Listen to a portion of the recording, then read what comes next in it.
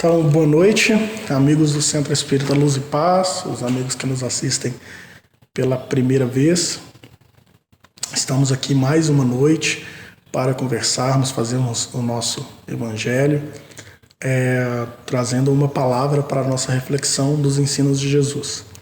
Antes de dar início à nossa palestra de hoje, vamos rogar a proteção de Deus, a proteção de nossos mentores espirituais, dos mentores espirituais da nossa casa espírita, para que possamos desenvolver os trabalhos dando o melhor que podemos, né? Então, sendo assim, vamos dar início. Hoje nós vamos dar uma pausa no assunto que temos tratado nos últimos encontros, que são as parábolas, e vamos falar de um tema interessante, um tema que se chama a fidelidade de Deus, né?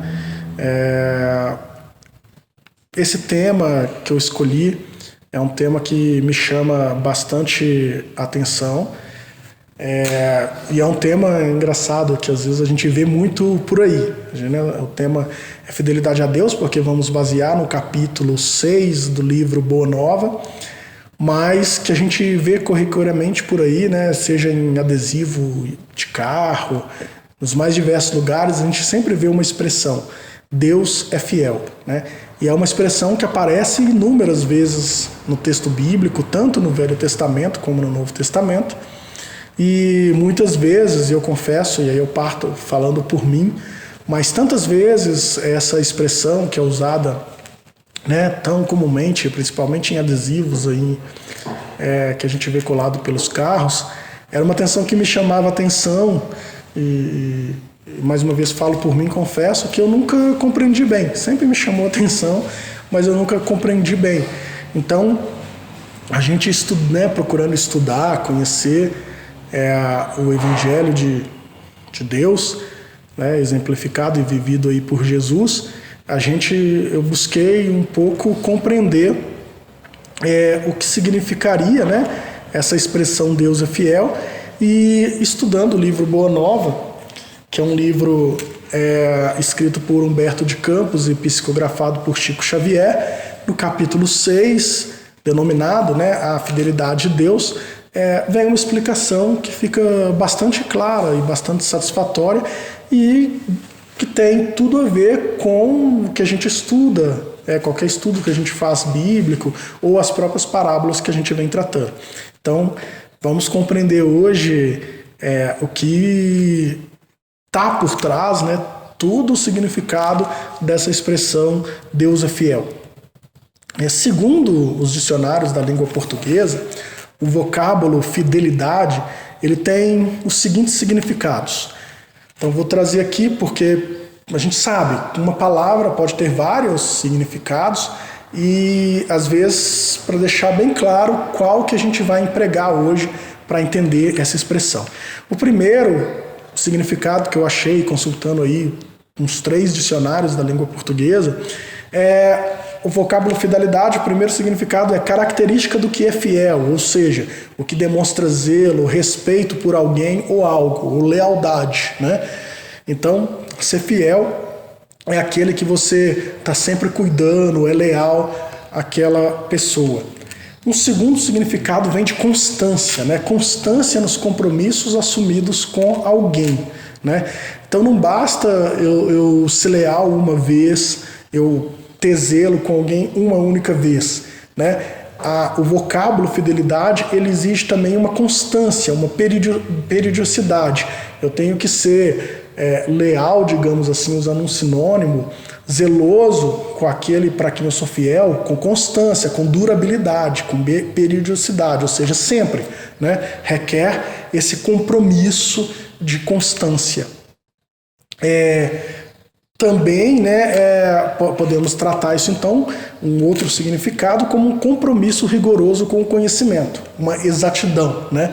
Então, sempre na questão de ser um compromisso duradouro, periódico, né, com alguém ou com uma causa. Então, eu posso ser fiel a uma pessoa, eu posso ser fiel a uma causa, eu posso ser fiel a uma doutrina, né? A gente costuma falar na própria ciência, eu sou fiel, por exemplo, dentro da doutrina, vou falar do meu campo de conhecimento, dentro da doutrina jurídica, eu sou fiel a tal teoria. Então a gente sempre é fiel a alguém ou alguma coisa. Isso demonstra que a gente deve lealdade e um compromisso duradouro. Não tem como eu ser fiel se hoje... nós vamos tratar disso mais à frente, mas, por exemplo, a fidelidade está muito presente no matrimônio. Não tem como eu ser fiel hoje, eu sou fiel à minha esposa, amanhã não, amanhã ou você é fiel ou você não é fiel, né? Então existe essa característica. E nós vamos analisar então a fidelidade a Deus, né, esse compromisso, sobre a ótica da doutrina espírita, obviamente, né? E nós vamos analisar ela sob duas perspectivas distintas. Como a gente já viu, a gente pode ter fidelidade em relação a alguém ou fidelidade em relação a algo. Quando a gente trata da fidelidade pessoa a pessoa, ou seja, entre duas pessoas, a fidelidade, para que ela surja ou gere todo o seu potencial efeito, né, vamos dizer assim, o melhor de si ou maximize tudo que ela pode produzir, o ideal é que ela seja recíproca, né? É claro, a gente vai ver também, existe, às vezes, numa relação, você tem fidelidade de uma parte e a outra não. Isso também é muito comum, né? Dado ao nosso grau, isso é muito comum desde sempre, né? Até os dias de hoje. Mas, para que ela surja... dê o melhor de si, a gente chegue no ápice, né, da potencialidade do que pode ser uma relação de fidelidade, ela exige uma reciprocidade entre as duas pessoas. Então nós vamos analisar a fidelidade a Deus, mas sobre duas óticas. A primeira ótica seria a fidelidade que Deus tem para conosco, né, e aí a expressão Deus é fiel. Então, sobre uma ótica, um lado da relação, a fidelidade de Deus para conosco, e de outro lado, a nossa fidelidade com Deus, né? Então, para que essa relação a gente possa extrair o melhor da nossa relação com Deus, né, é necessário, de um lado, que Deus seja fiel, e é necessário, de outro, que nós também sejamos fiéis a Deus. E aí a gente vai, eu já disse, mas vou reforçar aqui, a gente vai utilizar como alicerce doutrinário para essa nossa conversa de hoje o capítulo 6 do livro Boa Nova, que é a autoria de Humberto de Campos e psicografia de Chico Xavier.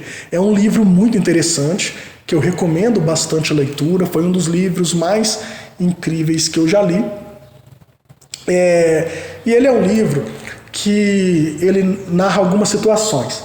Humberto de Campos, com todo o poder de síntese, ele traz para a gente, dividido em vários capítulos, várias passagens do cotidiano, da vida de Jesus, algumas cenas, né, seja o Jesus ensinando, ele conversando com seus discípulos, que esclarecem bastante.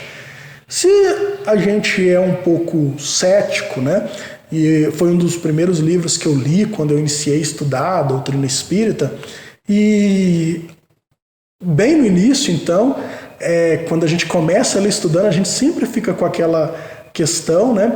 E eu ficava assim, poxa, mas está aqui nessa passagem, eu não vi isso na Bíblia, né? Então ele traz algumas passagens que complementam, algumas cenas que não vai estar descrito ali na Bíblia, e que é muito interessante. Entretanto, para sanar, né, e depois quando a gente vai aprofundando a doutrina espírita, a gente compreende, tudo bem, não está ali descrito na Bíblia, mas um espírito da estirpe, né, da condição moral de Humberto de Campos, né, a gente vai compreender que não viria dali uma mentira ou uma coisa que não ocorreu. Então a gente passa, na medida que a gente vai compreendendo essa relação entre os encarnados e o mundo espiritual, sobretudo quando a gente passa a compreender a escala espírita, a preocupação dos espíritos superiores e os ensinos que eles trazem, né, a compatibilidade com tudo que o Cristo nos ensinou e as leis de Deus, a gente vai fazendo essa filtragem e a gente deixa claro que os ensinos ali que Humberto de Campos traz, as cenas narradas, elas estão totalmente compatíveis com o que consta da Bíblia, com o que consta do Evangelho. Então a gente pode aceitar que é bastante fidedigno esses relatos. Então são relatos bastante enriquecedores, nada também de inovação do que o Cristo ensinou, mas que deixa para a gente passagens que trazem uma claridade, né, ajuda a gente a compreender de forma muito mais simples, e aí a objetividade e sinteticidade do Humberto de Campos, né, e toda a clareza que a gente pode compreender os ensinos do Cristo. E aí, para que não haja nenhuma dúvida assim, né, sobre a fidedignidade do que Humberto de Campos traz, eu quis trazer aqui um trechinho de um artigo de Neu de Paula, que foi publicado no Mundo Espírita em abril de 2010, então há bastante tempo, que ele também analisa esse capítulo Fidelidade a Deus, e ele vai trazer para a gente por que são fidedignos, né, esses relatos de Humberto de Campos. Então peço licença para ler um trechinho aqui. Diz o Neu de Paula: o próprio autor espiritual assevera que suas descrições consistem em uma espécie de folclore do céu. Ele escreve a partir do relato de outros espíritos sobre os maravilhosos feitos do mestre. Mas isso em nada prejudica a beleza e a propriedade do livro. Embora provavelmente não se tenha a transcrição literal das palavras de Jesus e de seus interlocutores, a ideia central deve ter sido preservada. Não se há de imaginar que nas esferas equilibradas do plano espiritual circulem relatos falseados ou inconsistentes a respeito do Messias. Então é bem esclarecedor, né? Humberto de Campos, esses relatos que ele traz, ele diz que isso é um folclore, isso circula nas esferas mais elevadas do céu, ou seja, esferas até superiores ao que o Humberto de Campos vive, né? Que é muito superior à nossa, dos encarnados aqui. Então o que ele diz olha, obviamente pela elevada condição moral desses espíritos que trazem esses relatos, não é de se esperar que eles vão falsear a verdade ou manipular a verdade. Então é uma coisa que a gente pode acreditar que são relatos bastante fidedignos. E aí, feitos esses estudos, como eu disse, acabou sanando até lá no começo dos meus estudos, né, aquela coisa que a gente ficava, mas isso não está na Bíblia. Então é bem fidedigno. E estudando esse capítulo, vai ficar bem claro, como a gente vai ver, que o principal significado da expressão fidelidade usada nesse capítulo é a constância, né? Então a grande importância e o grande pulo do gato, e até para a gente saber, para a gente compreender, e talvez seja um dos objetivos dessa conversa hoje, como a gente pode ser fiel a Deus, é lembrar essa palavra. A importância é a constância, né? Então vamos ver, vamos contextualizar, né, como se passa o livro, né, como se passa esse capítulo. Assim como a Bíblia e vários livros, é dividido um filme, ou uma cena ou um teatro, né, uma peça, são divididos em diversas cenas, que é uma situação, essa cena é contextualizada em um ambiente específico, versando sobre um assunto específico, né? Então a cena do capítulo 6, ela parte de uma conversa que Jesus tem com os discípulos. Ele reúne os discípulos numa noite para tratar de um assunto específico que ele queria esclarecer aos seus discípulos. E qual que era esse assunto, né? Ele quer esclarecer por causa de uma inquietação que estava havendo entre os discípulos. E que inquietação era essa? Os discípulos eles estavam preocupados e discutindo porque eles descobriram, né? Eles tomaram a consciência do enorme trabalho e do sacrifício que seria a edificação do reino dos céus ou do reino de Deus na terra. Então eles se assustam quando eles veem, olha, vai ser tão sacrificante, tão trabalhoso implantar o reino de Deus aqui na terra. Eles se assustam. Então Jesus convoca eles numa noite, num monte, aquele colegiado, né, aqueles poucos discípulos. Jesus tinha vários seguidores, mas tem esses que seriam os mais próximos. Então ele convoca eles numa noite, coloca eles reunidos para conversar com eles, esclarecer sobre essa preocupação que inquietava eles, que era um grande trabalho que eles teriam pela frente e muitos sacrifícios que eles viveriam para implantar esse reino de Deus na terra, né? Então, Jesus começa, como sempre, ele reúne eles, pede que eles lhes narrem, né, lhe narrem essas angústias, essas dúvidas que eles estavam sentindo, e depois Jesus vai expor para eles, né? Eu vou também pedir licença para ler um trechinho pequeno, mas é um trecho que nós vamos trabalhar em cima desse trecho para a gente compreender em que consiste essa fidelidade.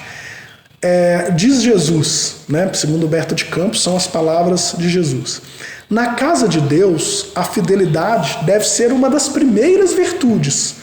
Onde o filho e o pai que não desejam estabelecer como ideal de união a confiança integral e recíproca, nós não podemos duvidar de nossa fidelidade do nosso Pai para conosco. Sua dedicação nos cerca os espíritos desde o primeiro dia. Ainda não o conhecíamos e ele já nos amava. E acaso poderemos desdenhar a possibilidade da retribuição? Não seria repudiarmos o título de filhos amorosos o fato de nos deixarmos absorver no afastamento, favorecendo a negação? Essas as palavras de Jesus.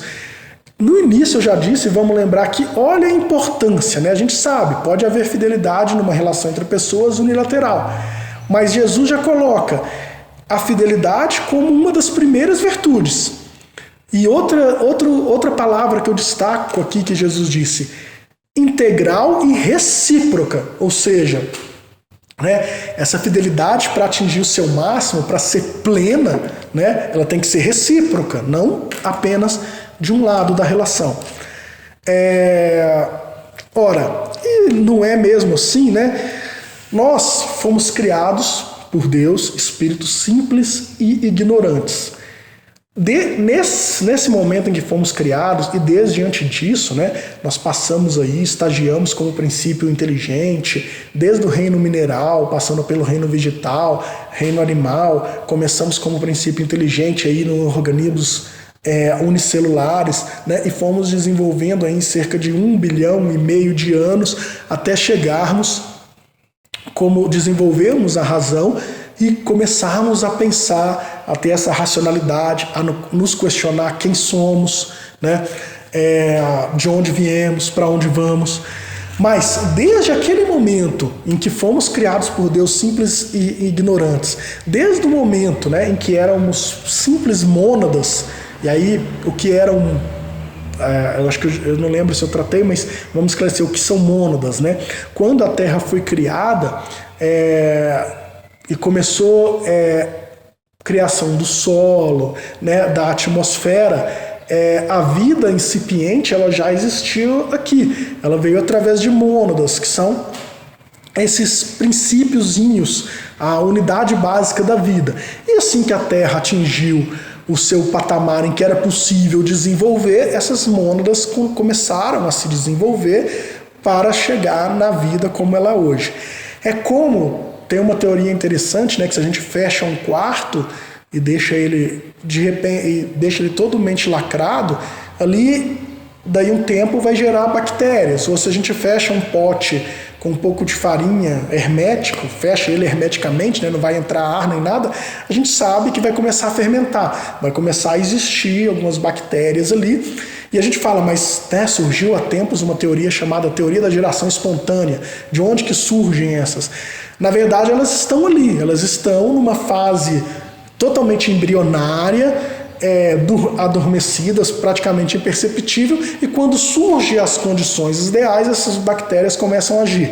Da mesma forma com o planeta Terra. A vida ela estava, em princípio, que foi atribuído, não a mim, alguns livros atribuem, né, sobretudo de Emmanuel, se não me engano, não sei se é no Caminho da Luz, e dá a denominação de mônada para esse princípio, né? Ainda está muito além da nossa compreensão, compreender em que consiste toda a estrutura de uma mônada, mas a gente sabe que é essa vida iniciante. E quando surgem, então, as condições propícias, ela passa a se desenvolver. Então, desde esse início desse princípio, desde que isto começa, né, desde quando a gente já era essa mônada sem nenhuma consciência de Deus, Deus já nos amava, né? E Ele nos amava tanto que Ele foi criando todo esse ambiente, né, propício para que a gente pudesse se desenvolver. Então, veja bem, e eu falo, né, se não é assim, vamos comparar com uma mãe e um pai, né? Desde o momento, né, isso via de regra, tá? Sempre vai ter as exceções, mas como via de regra eu coloco, desde o momento em que uma mãe e um pai descobrem, né, sabe ali da gravidez, elas não passam a amar os seus filhos desde a concepção ali, um amor incondicional, né? A mesma coisa com Deus. Esse filho, ele nem nasceu, ele está ali se desenvolvendo, o feto está ali se desenvolvendo, e o pai e a mãe já amam incondicionalmente esse filho. É assim também com Deus. Então, desde que Deus nos criou, a gente já é amado por Ele, né? Isso é um amor constante e incondicional. Outra característica desse amor de Deus, e que a gente pode perceber aqui também, lembre-se sempre, capítulo 1 do livro Pensamento e Vida. Nós somos potencialmente deuses, né? A gente vai atingir um dia um patamar na escala evolutiva que a gente tende à perfeição. Perfeição completa só Deus, mas a gente vai caminhando no sentido de tender. Então, desde já, nós somos, está lá no capítulo 1 do Pensamento e Vida, nós somos reflexo, um espelho da mente de Deus. E a gente reflete, então, todas essas características de Deus, a gente pode perceber, ainda que imperfeitamente, mas a gente percebe também no nosso meio. Então, vou trazer alguns exemplos para ficar bem claro, para exemplificar esse amor de Deus que a gente pode obter aqui mesmo na Terra, com toda a imperfeição que nos cerca, né? Então, é um amor constante e incondicional. Vejam, eu disse que os pais, via de regra, amam seus filhos incondicionalmente, desde que eles foram concebidos, desde que você tem ciência da gravidez, por exemplo. E mesmo que a gente desvie do caminho, um pai, uma mãe dedica todo esforço para criar seu filho, e todos nós temos livre-arbítrio. Muitas vezes, mesmo assim, o filho vai ter escolhas erradas, vai tomar caminhos errados. Vamos dar o exemplo daquelas abnegadas mãezinhas que os filhos acabam, por exemplo, tomando um caminho errado na vida, né, de cometimento de crimes, de ilicitudes, e acabam presos aí numa penitenciária, né? Ainda assim, com todo o horror, todo o prejuízo que muitas vezes esses filhos podem ter causado para o trem e todo o sofrimento, né? Não só para outras pessoas, mas também para eles mesmos e também para as famílias, né? Para esses pais, apesar de tudo isso, essas mães não desistem dos seus filhos, né? A gente vê aqui na nossa cidade, às vezes no dia de visita, a gente pode ver ali na porta da delegacia, aquelas mães ainda sofrendo pelos atos que seus filhos causaram em outras pessoas, todo esse sofrimento, mas elas ainda assim, amando seus filhos, estão ali visitando, levando um ombro, levando, e com todo o sofrimento que elas também sofrem. Isso é um amor condicional. E se nós, ainda em nosso grau de imperfeição, se nosso grau ainda é tão relativamente inicial, abaixo, numa escala evolutiva, a gente é capaz de, encarnados, ter sentimentos assim, por que não Deus, né? Então, por mais que a gente se desconecte com Deus, por mais que a gente escolha, através do nosso livre-arbítrio, escolha caminhos equivocados, se distanciando das leis divinas, né? Ainda assim Deus nos ama, né? Assim como essa mãe que quer o resgate, quer trazer seu filho, vai fazer de tudo para trazer seu filho para o caminho certo, para encaixar ele, para que ele possa... vamos deixar bem claro, antes que a gente possa ser mal interpretado, a gente não está aqui fazendo apologia às pessoas que cometeram ilícitos ou às pessoas que se desviaram do caminho. Não, a gente não aplaude isso. O que a gente quer dizer é que todas essas pessoas, para voltar para o caminho, né, vamos dizer, o caminho da luz, ou o caminho de se reconectar com Deus, com o equilíbrio universal, elas vão ter que, e é isso que essas mães buscam, elas vão ter que reconhecer sua culpa, reconhecer seus erros, reparar o mal que fizeram para trazer um equilíbrio universal e também um equilíbrio, digamos assim, kármico, um equilíbrio próprio. Então, digamos, duas visões. Primeiro, reequilibrar, reparar o mal que elas cometeram a outras pessoas. Segundo, um reequilíbrio íntimo, né? Reconhecendo essa culpa e, através da expiação, elas vão reequilibrar intimamente também, né? Reorganizando o seu perispírito. Então, por isso que depois, lá no Código Penal da Vida Futura, a gente sempre diz, as pessoas, para voltarem à reconexão de Deus, né, e quando a gente comete atos que desequilibram o equilíbrio universal, a gente sempre vai, de acordo com nossos atos, ter que, para reparar nossos débitos, reparar o mal que causamos, né, reconhecendo essa culpa e expiando, né, a reparação para restaurar o equilíbrio universal, a expiação para restaurar nosso equilíbrio íntimo, né, reconstruindo nosso perispírito. Então essas mães, esse é um parênteses que eu fiz para deixar bem claro que eu não estou batendo palma e fazendo apologia e defendendo nenhuma impunidade daqueles que cometeram crimes, mas que devemos buscar reinseri-los, reconduzi-los a um caminho correto, um caminho de reconexão com Deus. Isso é o que essas mãezinhas estão sempre buscando. Elas não ignoram os atos de seus filhos. Deus também, ele não nos abandona em momento nenhum. Por mais que você se desvie dele, ele sempre nos ama e está sempre nos buscando, né?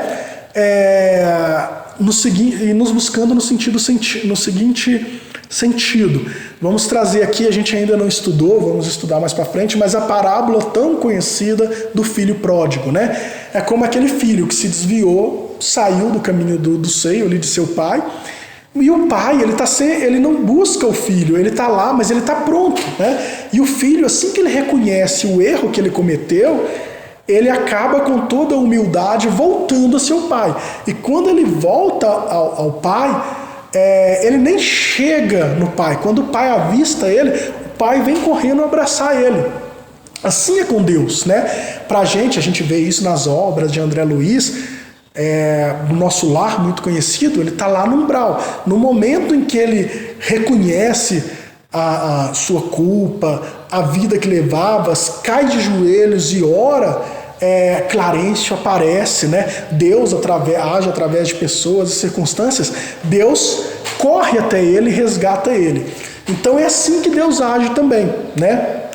Deus está sempre nos amando e oferecendo essa possibilidade de recuperação, de mudança, de reforma íntima, desde que a gente resolva seguir por esse caminho, se arrepender e procurar. E Deus, ele não vai simplesmente nos isentar, né? As leis divinas, elas são bem claras. Na medida que a gente reconhece nossa culpa, Deus vai nos abrir esse caminho para a gente reparar e expiar o mal. E é claro, Deus é misericordioso, a justiça dele também é de misericórdia. Então, de acordo com a nossa conduta também, ele pode até mesmo atenuar a expiação, porque vamos passar, mas nunca nos isentar, né? Ele sempre pode ter essa atenuação, mas essa expiação é necessária para que a gente possa reequilibrar e restaurar nosso perispírito.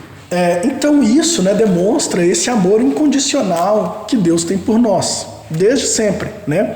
Então, apesar de toda a nossa má escolha, da opção que a gente fez por se afastar dele, e essa é uma escolha que ronda a nossa humanidade aqui na Terra, os encarnados há muito tempo, né? Isso também ficou bem representado naquela conversa que tivemos sobre o surgimento do mal, bem simbolizada na cena de Adão e Eva, e quando eles comem ali o fruto da árvore proibida, né? Surge ali então o mal porque eles resolvem se desconectar, se afastar de Deus.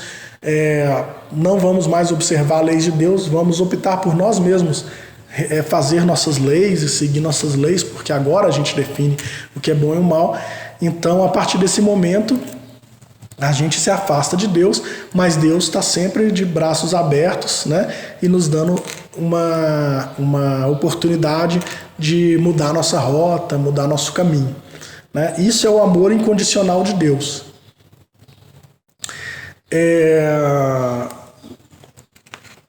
Então, nesse sentido que eu falo, por isso que ficou claro, Deus ele não pune, né? Ele só nos dá essa oportunidade de reequilibrar nossa conduta, de reorientar nossa rota. É igual o GPS, né? Às vezes a gente coloca lá no GPS um destino e ele traça uma rota. Muitas vezes o que a gente faz? A gente ignora o comando do GPS e escolhemos outra rota. O que o GPS faz? Ele recalcula a rota e te mostra, olha, para voltar para o seu caminho original, para atingir aquele destino, estou te apresentando aqui uma nova rota para você voltar para aquela original, né? Isso é o que Deus propõe para a gente o tempo inteiro. Olha, eu estou de braços abertos, assim que você quiser, estou te oferecendo oportunidades de voltar para a sua rota original. E qual que é a rota, qual que é o nosso objetivo final, nosso destino, né? É nos tornarmos espíritos puros, né? Espíritos em busca da perfeição, espíritos moralmente evoluídos.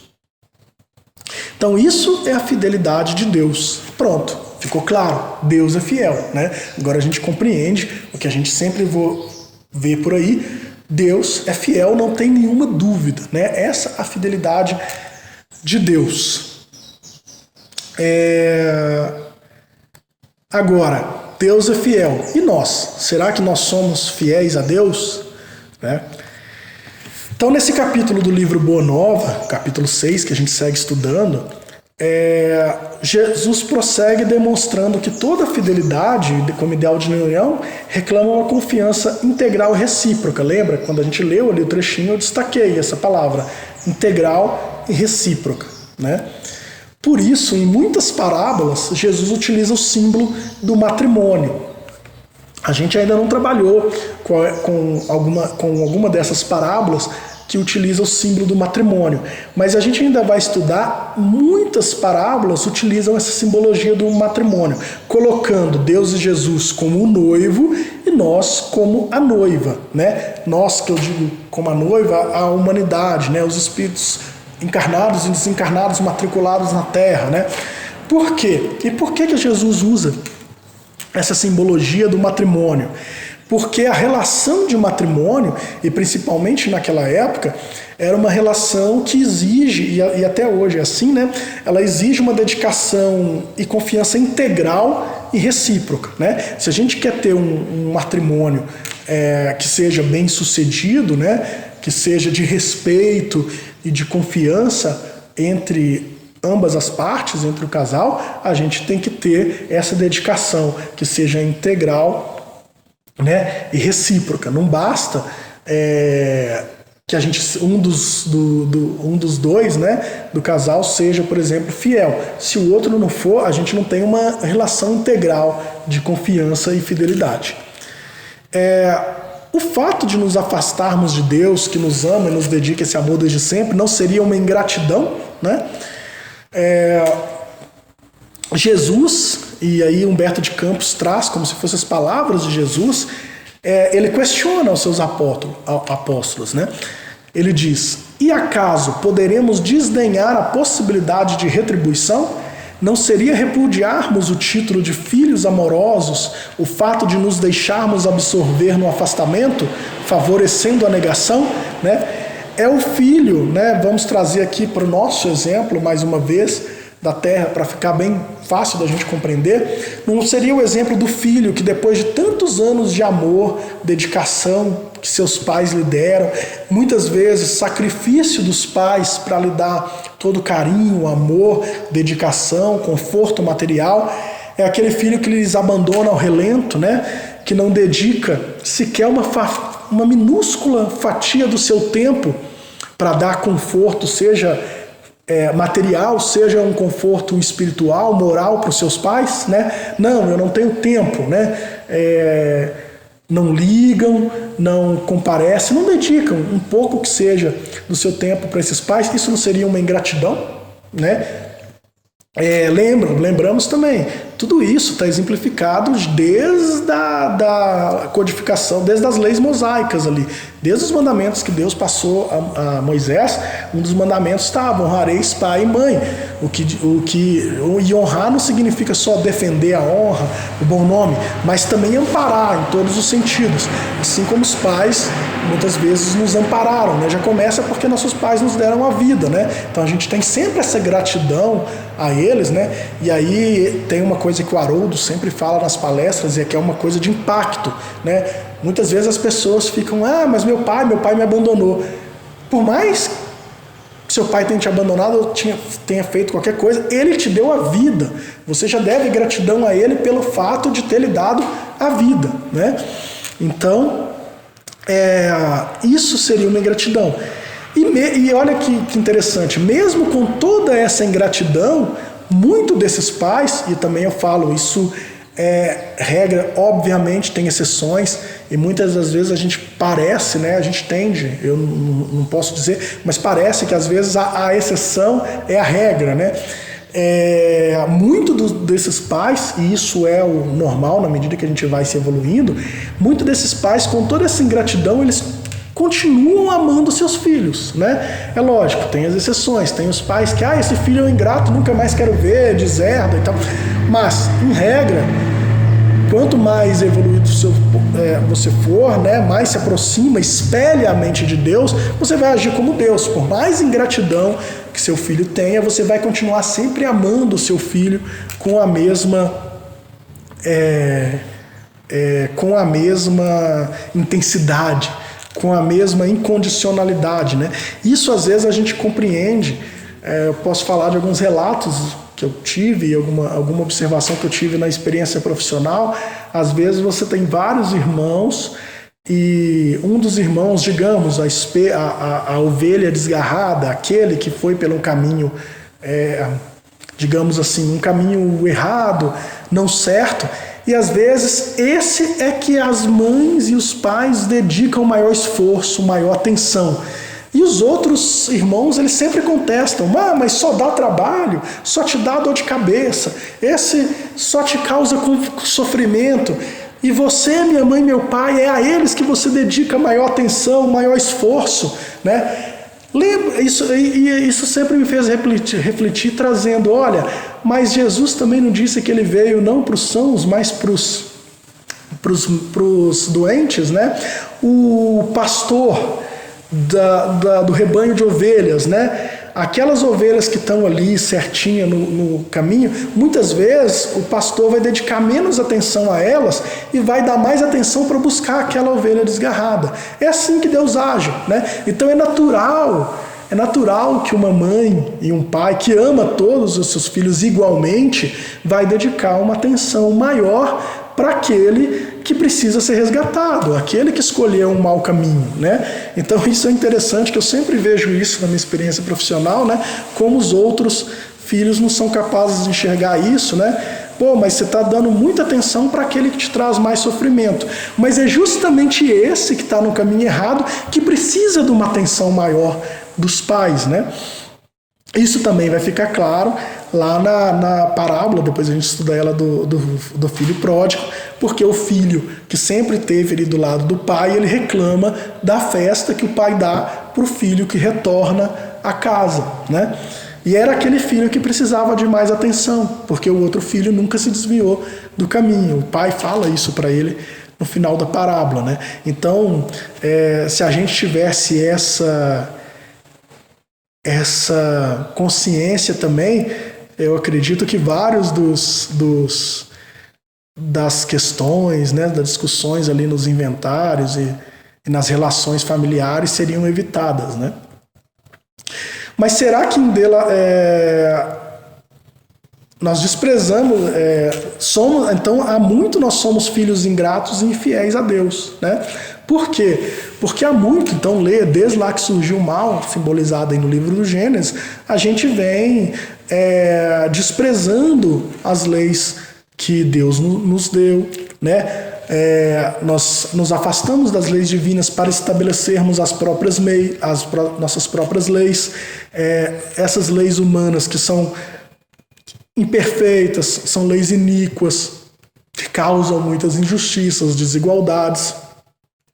Deus criou toda a Terra, né, o planeta em que nós vivemos, com todas as belezas e os recursos naturais para que a gente pudesse aproveitar. E a gente não faz mau uso de todos esses recursos? Mais uma vez, vou trazer a parábola do filho pródigo, né? O pai ali adiantou a herança, deu toda uma série de recursos para o filho. E ele fez mau uso de todos esses recursos até que perdeu tudo. Vamos refletir, não será isso que nós estamos fazendo com todos esses recursos naturais, essas belezas que Deus nos deu? Né? A gente não está sendo um filho ingrato, né? Deus nos deu água em abundância, né? Nós estamos no planeta azul e com tanta água em abundância nós não estamos vivendo isso. Aqui no Paraná a gente tem vivido isso esse ano, uma crise hídrica, muitas vezes uma crise hídrica causada pelos desmatamentos das matas ciliares, pela poluição das águas, né? A gente não estamos sendo ingratos com toda a beleza, com todos os recursos que Deus nos proveu, né? Então, vamos pensar isso, né? Para satisfazer nosso próprio egoísmo, inclusive quanto às leis morais, né? Muitas vezes Deus nos legou ali essa consciência religiosa e quantas nos concedeu o próprio Filho. Jesus encarnou na Terra para nos lembrar desses ensinamentos, clarificar, viver, e depois disso, quanto desvio institucional religioso teve. Então a gente também não foi ingrato com essa vinda de Jesus, a gente não deturpou esses ensinamentos, e a gente vê isso às vezes até hoje, deturpando a palavra, deturpando os ensinos de Jesus para obter às vezes ganhos materiais, promoção pessoal, né? Para satisfazer o nosso próprio egoísmo. Então, há muito tempo que nós temos sido filhos ingratos e infiéis, né? Deus tem sido fiel, mas nós temos sido filhos infiéis, né? E conforme ensinou Jesus nessa obra que estudamos, né? Tudo na vida tem um preço que lhe corresponde. Disse Jesus: se vacilais receosos ante as bênçãos do sacrifício e as alegrias do trabalho, meditai nos tributos que a fidelidade ao mundo exige. O prazer não costuma cobrar do homem um imposto alto e doloroso? Quanto pagarão em flagelações íntimas o vaidoso e o avarento? Qual o preço que o mundo reclama ao gozador e ao mentiroso? Então, os discípulos, por que Jesus teve essa conversa com os discípulos? Porque eles estavam ali, né, espantados e tal, com o trabalho e o sacrifício que seria necessário para implantar o reino de Deus na terra. E Jesus questiona eles: ora, a gente não se dedica tanto, e a importância dentro do materialismo que a gente vive, a importância que a gente dá para essa materialidade também não cobra da gente um preço tão alto e a gente não paga esse preço, né? Quanta gente deixa de viver com seus filhos, quanta gente deixa de se conectar com Deus, dedicar um tempo à espiritualidade, porque tem que trabalhar igual doido para acumular uma riqueza que quando morrer vai deixar aí na terra, né? Então a gente não tem pago um preço alto para tanta coisa, né? Quanta gente insatisfeita com seu corpo quase morre fazendo cirurgias estéticas para se enquadrar num padrão de beleza que o mundo cobra. Então a gente não sacrifica tanto em prol de um padrão estético de beleza. Quanto a gente não sacrifica de trabalho, de tempo, para a gente se encaixar dentro dessas exigências do mundo material, para a gente satisfazer nosso próprio egoísmo, né? Se a gente se dedica tanto a isso, por que a gente não pode dedicar também, e a gente que está aqui no movimento espírita e nos outros escolas religiosas, quando a gente descortina e tem essa consciência da imortalidade da alma, né, que a vida continua após o desencarne, será que a gente não poderia também trabalhar, dedicar um tempo para a gente implantar o reino de Deus em nosso coração, né? E a gente começar a implantar o reino de Deus na Terra? Então esse é o questionamento de Jesus. Se a gente dá tanto, dedica tanto, se esforça tanto, se sacrifica tanto pelo material, por que a gente não pode se sacrificar e se dedicar ao espiritual, né? Esse é o questionamento que Jesus faz para que os apóstolos, que então questionavam desse trabalho e desse sacrifício para a implantação do reino de Deus refletissem, né? Então, o que Jesus coloca é que essa implantação do reino de Deus vai exigir um trabalho, vai exigir um esforço, uma dedicação e de forma constante, né? Por fim, né, o que Jesus vai deixar claro também é a importância, e agora o ponto para mim mais alto dessa reflexão é a constância, né? E Jesus ele diz isso lá no capítulo. É muito fácil a gente ser constante, é muito fácil a gente ser fiel quando tudo está bem, né? Quando tudo está correndo bem, está tudo feliz, a gente é fiel, né? A dificuldade em ser fiel está quando as coisas se tornam difíceis, né? Quando começa o período de turbulência, as dificuldades, aí é que a nossa fidelidade vai ser posta à prova, né?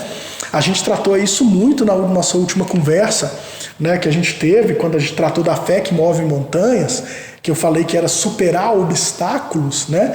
E por isso mover a montanha como um obstáculo. É nesse momento que a gente precisa agir. É nesse momento que a gente mais precisa ser fiel, né? É o momento que precisa superar esse obstáculo.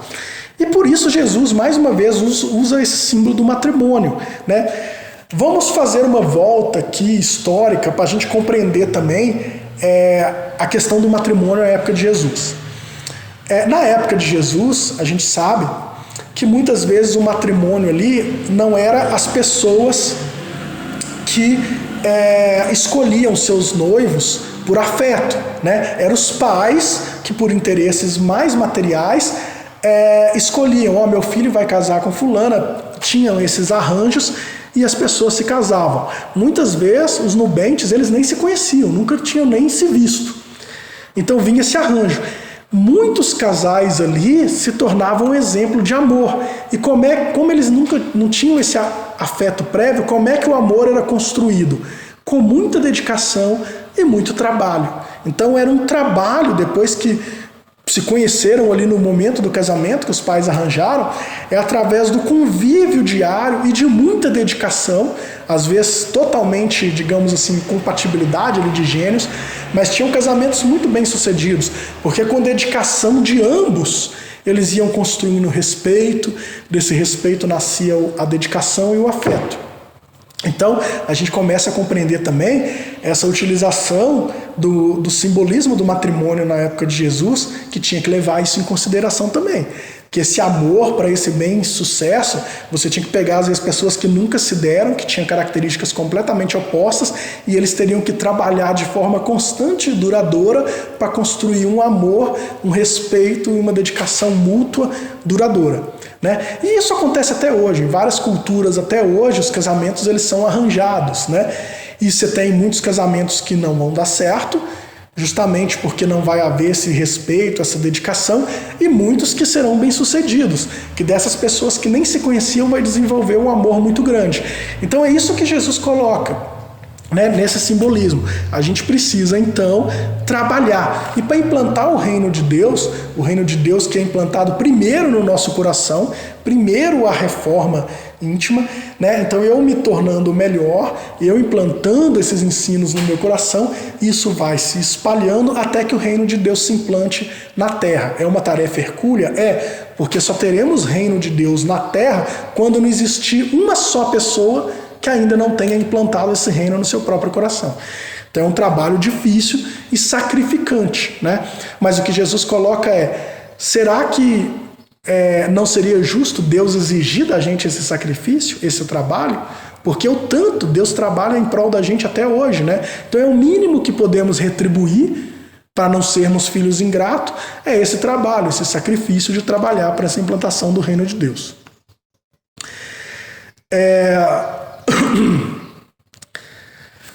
Para sermos verdadeiros discípulos de Jesus, devemos estar certos disso. Contudo, né, essa dedicação ela vai ser constante e será tostada nos momentos mais difíceis. E é interessante porque eles estavam tão preocupados como ser discípulo em momento difícil, né? Eu vou fazer aqui uma distinção, a gente tem que ser discípulos. Muitas vezes a gente é só multidão. Jesus tinha, né, seguindo, Jesus ia à frente, logo atrás os seus discípulos, aqueles mais próximos, e na sequência a multidão.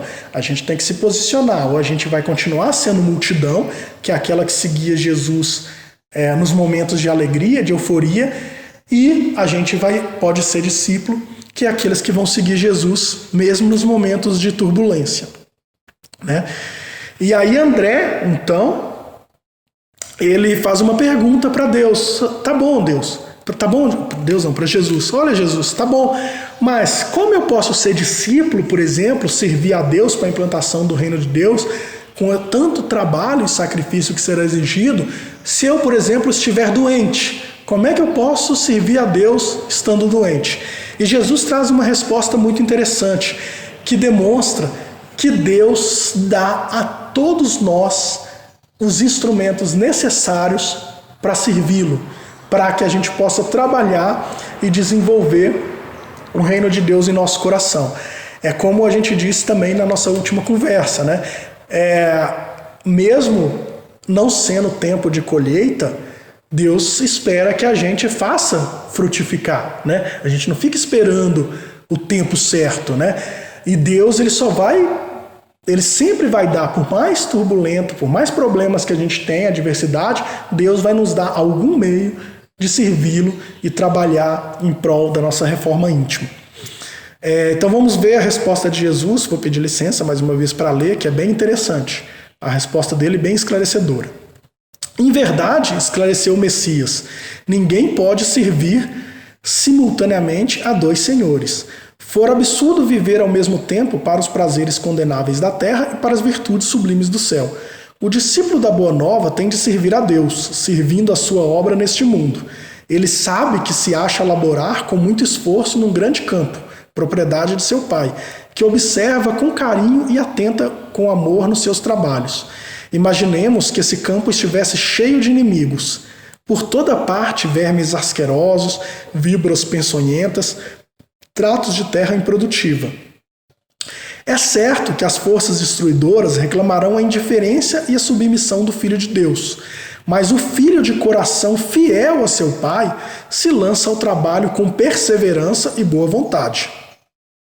Entrará em luta silenciosa com o meio, sofrer-lhe-á os tormentos com heroísmo espiritual, por amor do reino que traz no coração, plantará uma flor onde haja um espinho. Abrirá uma senda, embora estreita, onde estejam em confusão os parasitas da terra. Cavará pacientemente, buscando as entranhas do solo, para que surja uma gota d'água onde queime um deserto. Do íntimo desse trabalhador brotará sempre um cântico de alegria, porque Deus o ama e segue com atenção. Então, mesmo que o terreno seja espinhoso, arenoso, pedregoso, Deus nos concede em nosso íntimo força para trabalhar pela edificação do nosso reino. É a gente que tem que usar essa força que está dentro de nós para caminhar para fazer frutificar a figueira, digamos assim, para correr em relação ao reino de Deus. Precisamos ter essa fé que renova montanhas, né? E aí prossegue Jesus em resposta a André. Nos dias de calma, é fácil provar-se fidelidade e confiança. Não se prova, porém, dedicação verdadeiramente, senão nas horas tormentosas, em que tudo parece contrariar e perecer. O enfermo tem consigo diversas possibilidades de trabalhar para nosso Pai, com mais altas probabilidades de êxito no serviço. Tateando ou rastejando, busquemos servir ao Pai que está nos céus, porque nas suas mãos divinas vive o universo inteiro. André, se algum dia teus olhos se fecharem para a luz da terra, serve a Deus com a tua palavra e com teus ouvidos. Se ficares mudo, toma assim mesmo a charrua, valendo-se das tuas mãos. Ainda que ficasses privados dos olhos e da palavra, das mãos e dos pés, poderia servir a Deus com a paciência e a coragem, porque a virtude é o verbo dessa fidelidade que nos conduzirá ao amor dos amores. Então Jesus responde a André, olha, ainda que você fique cego, mudo, surdo, você tem suas mãos, Mesmo se você não tiver as mãos e os pés, você tem como servir a Deus. Então, não interessa as dificuldades pelo qual estamos passando. Mas eu não tenho condições financeiras de ajudar alguém. Você tem várias outras possibilidades de ajudar o próximo, seja através de um consolo, né? Ou seja, o que Jesus está falando é que para a gente implantar o reino de Deus, além de toda essa situação tormentosa que a gente vive, ainda assim é possível que a gente trabalhe para a edificação do reino de Deus, que a gente trabalhe para a nossa reforma íntima, né?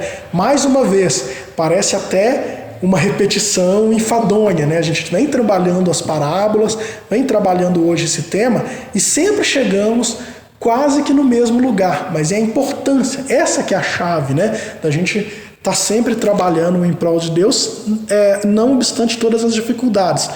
E a gente viu que Jesus coloca também que a gente vai sofrer tentações, né? Aquelas pessoas, né? Aquela turba ainda endurecida, ela vai tentar de toda maneira nos atrapalhar, né? Jesus colocou as víboras peçonhentas, né? Tudo isso vai nos perseguir. Nós não podemos deixar de vigiar e orar. Temos que ser vigilantes, né?